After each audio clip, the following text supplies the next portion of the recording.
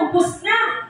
So, normal na may aragin sa mga matuga nga mga pagkumakuya nga sa ako nga pananaw pagkukulakpod nakita. And I am so thankful nga alin sa 2007 nga binumpisahan ini sa ako nga tatay hasta subong may arak man sa mga nagtaliwan nga members of media pero kung may arak sa padula may arak man sa matuga. Wala man permanente diri sa kalibutan. Ang ako nga posisyon bilang mayor hindi po permanente. Kailan ipabangkot ni Sir Ben Salpo natapos ang termino ni Mayor Bongbong. Ano nga tuig? 2016. Daw saan ko lang, pag 2016, nag-media live kita na ako na ang mayor. Subong nga tuig 2024, ako na siguro ni ang akon nga ulahin nga Christmas party / Happy New Year party sa media bilang mayor sa Malumon. Wala gid sa permanente sa kalibutan. Pero may aras sa exemption. Ang posisyon hindi permanente. Ang parehas sa akon nga amigo nga si Konsehal Rituya bilang katungig nga kapitan, bilang katungig barangay kagawad, nahimong ABC President, karon konsehal, pero kapati kita na hindi permanente ang posisyon, isang 32 years na siya in public service. Si Kuya Yoyong de la Cruz, bilang katungig na konsehal, nag-abot ang panahon kinahanglan mag-retiro na himong department head. Si Uncle Atoy, bisan ang ulang ni siya ka, guwapo, ka-healthy, masukot sa hindi, pag-abot niya sa 65 years old, na-retiro na bilang head sa MIO. Kaya may aragit sa retirement, wala sa permanente nga posisyon o kinabuhi sa kalibutan. Ano ang pwedeng permanente? Ang permanente, pareha sa gitudlo sa akon nga tatay. Ang pwede naton tawagon na permanente is ang aton na pundar na relasyon.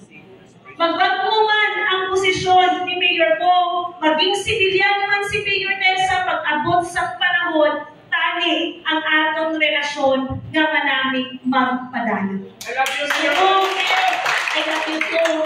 Subong na 2024, ang ako nga kasi daw hindi makapugong na maging emotional. Matungtungan ko sa una. Kapamating lang ako sa ako ng mga angkol kag auntie nga maglagaw sa balay para magbanding sa akon nga tatay. Nagabot ang panahon, ako na naman ang nagservisyo sa Malumon, kamo na naman ang naging partners ko, ako naman ang inyong magandang kasitahan. Bisan pa man, may panahon po kamo nga magbisita sa akon nga tatay. Matapos ang ining atungin, pagsulod ang 2025, masugot na o hindi. 1 year and 6 months na lang si Mayor Tessa bilang local chief executive sa Malumon. Pero hambal mo gani, medyo emotional ako kaysa sulod sa kapin, 8 katungig na kita ng danay, wala nadula ang aton nga respeto, hindi lamang sa akon, kundi sa pamilya ko sa pamilya. May aral sa mga issues na nakaabot, ma-receive sa mga media, may aral sa mga concerns, sa mga concerned citizen, na ma-receive ninyo, wala man natin gina-orderan ang tanan ng media, magkaroon sa news blackout, or kung ano pa nila ang mga mekos-mekos. Pero ang akong nag-give na ginapasalamatan sa pamilya Constantino, every time may issue, wala nagalipad ang fair reporting and journalism sa media tungkol sa maayong relasyon natin.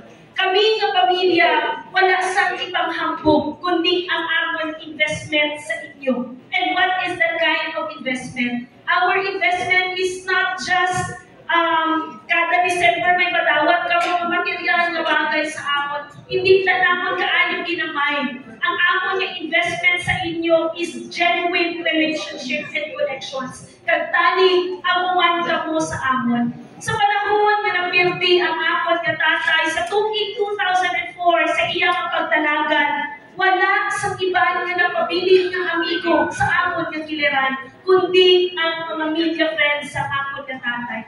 Mugani dito ko na hambal, hindi inungod, inang istorya nga ang mga media politiko kay may ara sa maugkot. Tungod sa amon nga panahon, personal na experience sa pamilya Constantino, sa panahon na lukmok kami, kay napirdi kami sa politika, ang pirmi lamang na malapitan kag paistorya sa akon nga tatay, dito sa Mindanao Bulletin, ining mga tao nga pirdi kagahod sa gilid. Ako gani nga, kami sa pamilya, napati kami na may ara sa mga tinukod ng mga media friends. When we define the word media friends, mga kababatik sa akon, let's be sincere in using that word friendship. Let's be sincere in using that word camaraderie. Kaya minsan, may arakit man sa half-truth ang ginahambal sa mga politicians na ang media, namig lang kung may kinahanglan, pero kung hindi ka na mapuslan, kalimtan. Kami nga pamilya, bisan pa man magtinano, kabalo ka mo, nga sa akot sa namin makaya, may ara ka mo madalaganan ng pamilya. So, Pasko, napito na, bagong taon, bagong abot pagit ang Valentine's Day, mapasalamaton kami, nga ara ihapon ka mo sa amon nga kilid, ara ka mo sa amon nga likod, hindi para depensahan kami kung may ara kami palik na ginahimo, kay ginapalingkabutan na naton na maging maayong tao, maging maayong leader, maging maayong trabahante sa gobyerno. Kami lamang ang amon lagyan na ginahangyo sa inyo, maging patas na kita sa mga balita na aton nga ipagawas kung may ara sa isyu nga hindi maayo laban sa liderato o dapat sa paggobyerno sa balungon, mamatigi ang amon nga side para lamang mabalanse sa mga nagapabalik, nagabasa o nagatanaw sa telebisyon ang side man sa gobyerno. Ako lang na kita ang akong ginapasalamatan sa inyo. Ang aton na relasyon permanente para sa amon nga pamilya, amon lang sa inyo. Tani sa pagsaulong sa bagong tuig sa 2024, magmugdanay pa kita, wala tani sa pagtaliwan ng media friends, kay kamutanan espesyal sa amon nga kasing-kasing. Ini mga bagko nga media diri, tani kung anuman ang mga career path ninyo, dumdumon ginaton, bisan tingin kita dalon, magpabilin ka mga media or makasunod ka mo sa gobyerno bilang MIO or bilang staff sa mga sinaligan sa katawhan, ang aton gipirmi nga ikapital is ang aton nga connection nga tinungkod sa tao. Genuine relationship, because that is only constant in this world. Kami, taas mo, natapuson ang amon nga termino. Ako ang ika-apat na nga mayor sa henerasyon sa Constantino. Kagarbo ko nga matapos, manaog ako sa pwesto bilang mayor, taas tuo nga maghambal, nahimo ko ang amon nga parte para sa malungon.